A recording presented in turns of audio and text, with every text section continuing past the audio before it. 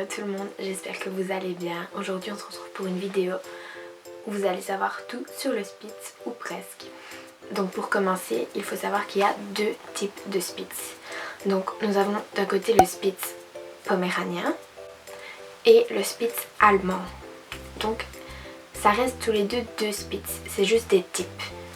Donc le type poméranien a vraiment le nez écrasé, les oreilles rondes et les grosses papates. Il sent vraiment un nounours, tandis que le type allemand, lui, a vraiment le museau pointu, comme un renard, les oreilles pointues. Et voilà, c'est comme ça qu'on les distingue réellement. Mais il ne faut pas croire que ce sont des races différentes parce que ce sont tous les deux des Spitz, mais avec des types différents. Ensuite, il faut savoir que les Spitz ont différentes tailles.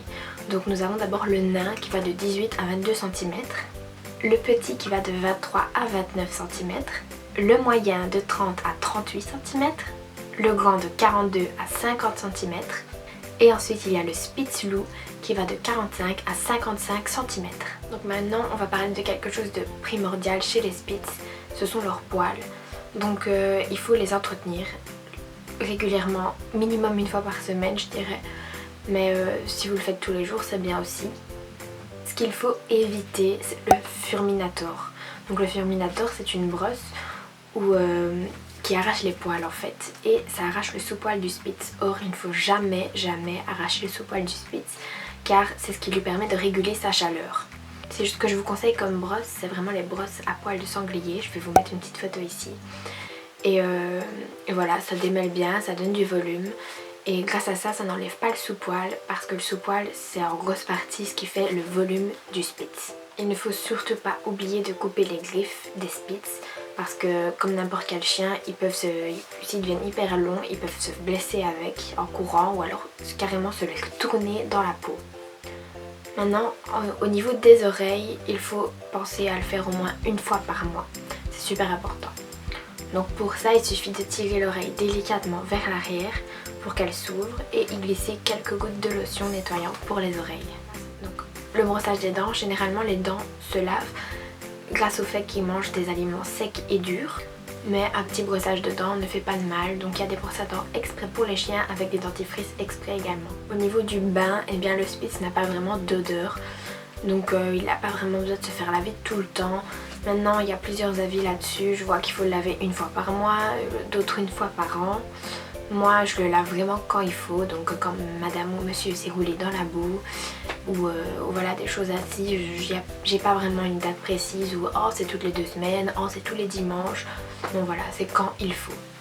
Maintenant je vais vous parler de la chose la plus importante à mes yeux concernant le Spitz, c'est la coupe boue. Cette coupe est immonde.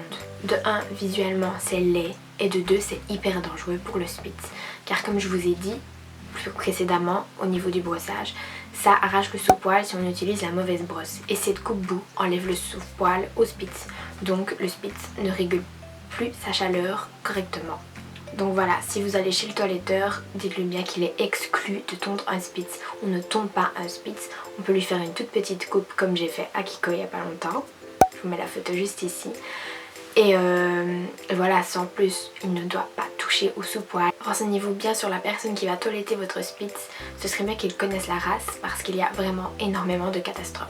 Maintenant vous allez me dire oui mais j'ai déjà vu beaucoup de Spitz avec cette coupe. Oui mais les vrais Spitz qui ont ces coupes, ce sont les Spitz atteints d'alopécie. Donc c'est une maladie qui fait qu'ils perdent leur poil en fait. Donc on n'a pas le choix de les couper comme ça. Et ce sont des chiens généralement qu'on habille du coup parce qu'ils ne savent plus réguler leur chaleur tout seuls. Donc eux sont habillés au quotidien. Je vous mettrai ici l'Instagram d'un petit Spitz qui a justement l'alopécie il me semble. Donc voilà, vous verrez à quoi ça ressemble un Spitz atteint d'alopécie qu'on a dû tondre obligatoirement parce qu'il perdait ses poils partout. Donc voilà, tondre un Spitz sain c'est le mettre en danger clairement.